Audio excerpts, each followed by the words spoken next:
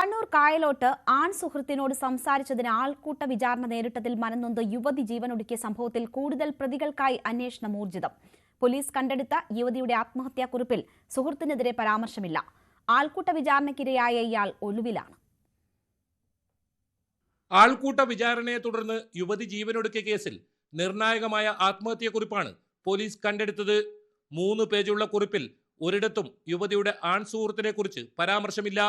സുഹൃത്തുമായി സംസാരിച്ചിരിക്കെ ഒരു സംഘമെത്തി ഭീഷണിപ്പെടുത്തുകയും പരസ്യ വിചാരണ നടത്തുകയും ചെയ്തു. ഇവയുടെ വിശദാംശങ്ങൾ ആത്മഹത്യാക്കുറിപ്പിലുണ്ട്. യുവാവിനെ മണിക്കൂറുകളോളം ചോദ്യം ചെയ്യലിന് വിധേയമാക്കുകയും ക്രൂരമർദ്ദനത്തിനും ഇരയാക്കി.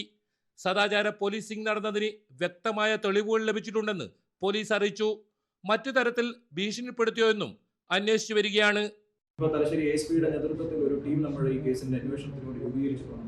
ഇതിൽ കൂടുതലായിട്ടുള്ള പ്രതികളെ മനസ്സിലാക്കുന്ന പക്ഷം, കൂടുതൽ ഒഫൻസ് വെളിവാകുന്ന പക്ഷം അതിനെ തുടർന്നുള്ള സമഗ്രമായിട്ടുള്ള പോലീസ് നടപടി. റസീനയുടെ ബന്ധു ഉൾപ്പെടെ 3 പേരാണ് നിലവിൽ അറസ്റ്റിലായിരിക്കുന്നത്. ഇവർ SDPI പ്രവർത്തകരാണ്. പറമ്പായിലെ റഹീസ്, മുബഷിർ, ഫൈസൽ എന്നിവരെയാണ് ആത്മഹത്യാ പ്രേരണ കുറ്റം ചുമത്തി അറസ്റ്റ് ചെയ്തത്. ഇതിൽ ഇവരുടെ ബന്ധുവായ റഹീസ് ഉൾപ്പെടുന്നു. പ്രതികളുടെ ഫോൺ കോളുകൾ പരിശോധിച്ചതിൽ നിന്ന് കൂടുതൽ പേർ ഉണ്ടെന്ന വിവരം പോലീസിന് ലഭിച്ചിട്ടുണ്ട്. അതേസമയം മകൾ ആൾക്കൂട്ട വിചാരണ നേരിട്ടിട്ടില്ലെന്നും പോലീസ് അറസ്റ്റ് ചെയ്തവർ നിരപരാധികളെന്നുമാണ് റസീനയുടെ കുടുംബത്തിന്റെ പ്രതികരണം.